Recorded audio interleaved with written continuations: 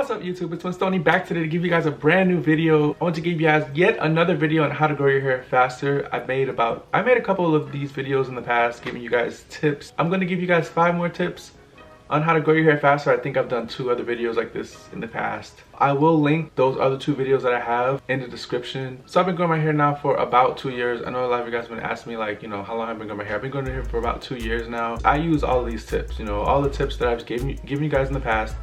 I've used all these tips I use now to grow my hair to where it is now. So tip number 1 that I'll give you guys with growing your hair faster.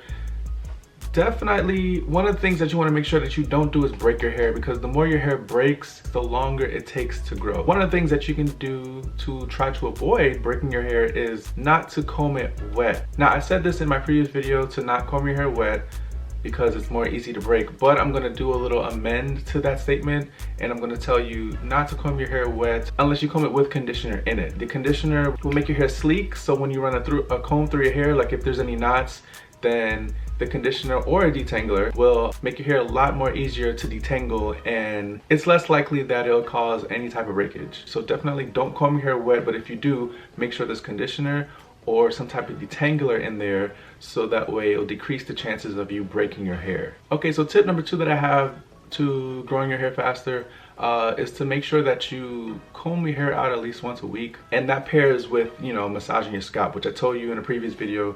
Make sure that you kind of stimulate your scalp either with like a comb. You can use like the teeth of the comb to just kind of like just massage your scalp a little bit, just to stimulate the blood flow in your scalp. Combing it out will definitely stimulate your roots to where it will help the blood go to that area, and then it'll also get out any like excess dead hair that you might have in your hair. So just keep in mind that when you do comb your hair out, it's okay if you have like just a little hair coming out, little hair that's that's hair that's quote unquote shedding from your head, like because I know a lot of you guys don't want to comb your hair out because you're afraid of like pulling a lot of your hair out. And if you're combing your hair and then like there's some hair that's in the teeth of the comb, like that's fine as long as it's not a lot. If you have like excess hair coming out, like excess breakage, then that's when you need to really take a look at your routine and see like, okay, why is all this hair coming out? What am I doing?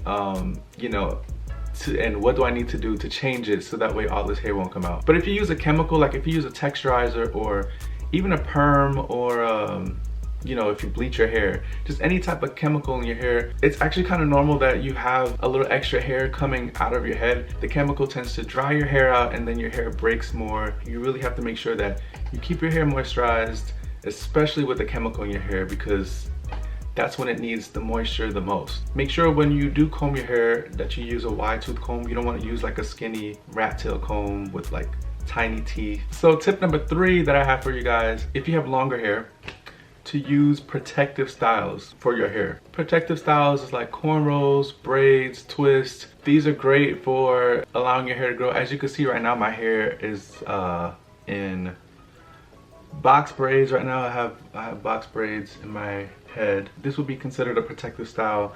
When you put braids and when you put cornrows, when you put twists in your hair, then it kind of like it pulls your scalp a little bit, and that kind of will stimulate it, and that will help the blood flow. Now also, when your hair is like this, when it's in like a style like this, it's a lot easier to, especially when you have longer hair, it's a lot easier to get to your scalp. It's easier for me to like, I can put oil, I can spray like oil, and it'll get like in my scalp, and it also gives my scalp a little exposure, which is good for like allowing it to air out and allowing it to get a little sun exposure. A little sun is not too bad as long as it's not too much sun.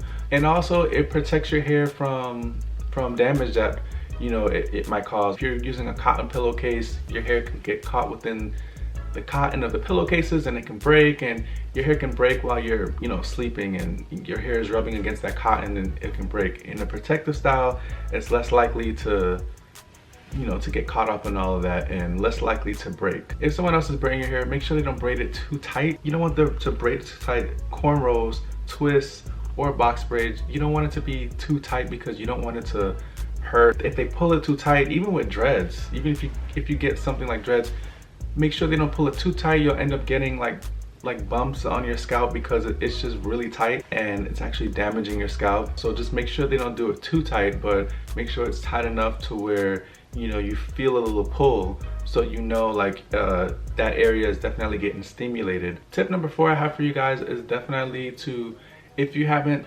already, to try protein treatments for your hair. It'll definitely help to rebuild any weak areas in your hair, any area in your head that's more prone to breakage, any area that's, you know, just always dry, and just any weak strands in your hair that's just very brittle. They have ones that are like the little packets like this. They're about like $1.99 or $2.99. They help to, you know, reinforce the hair shaft. So pretty much just like help to seal your hair, you know, if it's been damaged by anything, especially with like chemicals. If you put your hair, if you use texturizers, perms, or hair dye, you know, it helps to really try to rebuild those strands to become stronger. If you guys want to see a video on protein treatment, you can leave it in the comments. Tip number 5, I said this in a previous video, and it's to try to avoid heat as much as possible for your hair, like excessive heat, you know, like, because things like that can really dry your hair out, and that can cause breakage. But what I didn't say is, if you must use heat, like say, you know, you got out of the shower and you need to dry your hair, like it's winter, like now it's winter time, you know, you don't really want to go out in the cold with wet hair, or, you know, have to wait for your hair to air dry or towel dry. You know, you want it to be completely dry so you won't get sick in the winter. I would definitely recommend that you use a diffuser for your hair dryer. This is pretty much a diffuser. This is like a cheap diffuser. You can get one of these at like your beauty supply store for like $2.99.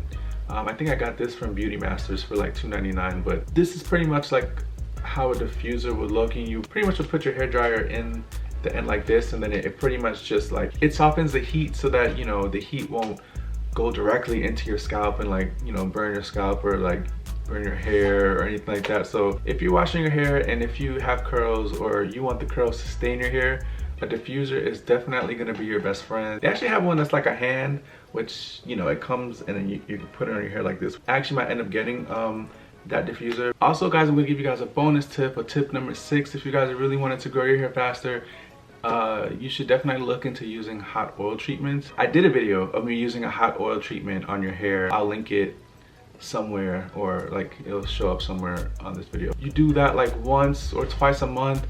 It definitely helps to keep the moisture in your hair a lot longer, and just, you know, just the oil gets into your scalp and it really moisturizes your scalp. I used Jamaican black castor oil for my oil treatment. That really helped for my hair to grow. Definitely check that out if you guys want another tip to growing your hair. Those are the 6 tips I have today of how to grow your hair faster and longer. I know you guys wanted me to do another video on this. I'm actually going to do another video as well of how to grow your hair faster and longer, but this time I'm going to talk about, I'm going to get more into depth with like dieting, because definitely what you put in your body also affects your hair and how your hair grows. Not just putting stuff in your hair and getting healthy hair habits, but also like food and what you put in your body also really affects, you know, your hair and it growing faster or it growing slower. So I'm definitely going to make another video talking about things that you put in your body, you know, fruits, vegetables, you know, the type of diet you should have to grow faster hair.